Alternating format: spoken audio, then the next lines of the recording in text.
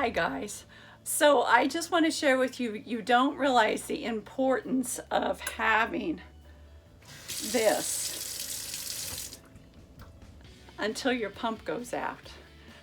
We woke up yesterday morning and for some reason our pump wasn't working. We thought possibly the pipes had froze, but they didn't. So I'll let Randy explain a little bit more about that. But that meant we had to make a run to the big city yesterday and buy a new water pump. So he's got it hooked up, but let's go out and check in with him and he'll let you know what we did. But all I have to say is I am so grateful that we have this again and we're not living vicariously through a bucket. So we're so grateful to the guys we were able to pull into the shop so Randy could do this in the warmth of the shop instead of the snow we're getting, huh? Yeah. So here's the scoop, guys. This is a lot of, because so many things, there's so many variables, some of these are just my best guesses, but when we were up on the river and it hit 13 that one morning, I know we froze this pump.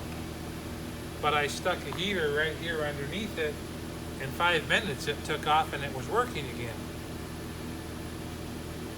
So I didn't think I heard anything at that point.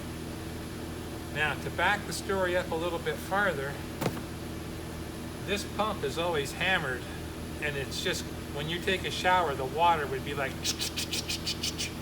you know, it was not, and it was really noisy.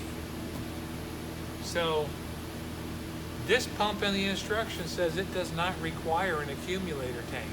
Show the lid, show the front. Okay. Ultra quiet flow reaction technology. I say BS. This thing sounded like somebody was beating on the side of the bus with a hammer. And it was very violent shake. So anyhow, I looked on YouTube and I put in the accumulator tank. I added the accumulator tank. So now if you look in here, I've got everything. They suggested the half-inch ID pipe is perfect to their specs, and it's the braided, reinforced braided vinyl hose for 12 inches on each side. I've got that. I've got the strainer, which ends up being at the back because of the way it tightened. These will get strapped up. But I put plug-ins there so that I can unplug it when I have to change it out if I, and so here's the accumulator tank, which they recommend with the Schrader valve straight up if you can, but it works in any position and in either direction. So there's an adjustment right here and right there. Right, there's a set screw there and a set screw there that adjusts the high-low on that pump, and this tank doesn't come pre-charged anymore. For some legality, you have to put the pressure in that yourself. I put 30 psi in here just like they suggested, tested it with my tire gauge, hooked it up. It works amazing. So that part, And it was quiet. yeah, it's way more quiet, but it's not hammering at you. You don't feel like you're breaking the pump, because when you want to set the hot water in the shower at a certain point, you were tempted to go high or low so that it would stop vibrating. Well, and the other thing we noticed too is it has a steady flow. So the water's coming out more evenly.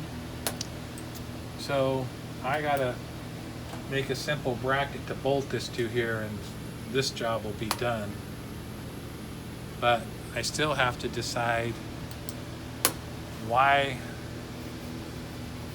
When we made it clear down to 13 without freezing, I thought, well, I'm never going to be around that cold, I'm okay. But now I have to decide what type of heater to put down here to keep this from freezing up. One idea is some heat tape that just goes around to here through this section. And then at least we won't ruin the pump. If other pipes freeze, the pump just wouldn't push it through, but it wouldn't ruin the pump. But there's also 2 areas that we have not insulated, and I think if we get up in there and close up those gaps and insulate that we might be back being okay. Because remember, I've got 2 inches in the floor and 2 inches here and 2 inches here. We didn't complete the job. And since it was working in the cold, we thought we were okay. Now that basically has cost us if you need to get it within a few days, this is a $100 pump. And if you can wait for Amazon, it's a $75 pump. Anyhow.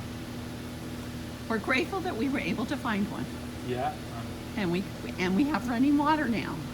We got running water, and we have no more vibration. We eliminated the hammer, the water hammer. I know that's what they call that because in house plumbing they have hammer dampeners. It's the same thing as this, but it's just a blank piece of pipe that has an air cushion in it. So anyhow, I'm going to build my bracket for this and be done with that, and then I'm going to go put a switch in because we've never been able to turn the pump off. And I think you really want to be able to turn the pump off specifically when you're going down the road, because if this vibrated loose, it would just pump water till the tank was dry and fill your whole underbay with water. So I'm going to take care of that while I'm fixing this too. Okay guys, and while he's been working on that, I've been back here painting our new bedroom door. So we're going to go ahead and just end the video here, and know that we love sharing the journey with you guys, and we just overcome these little obstacles as they come along, and we're grateful for the opportunity to boondock and learn. So we will just catch you guys in the next one. Love to you all. Bye.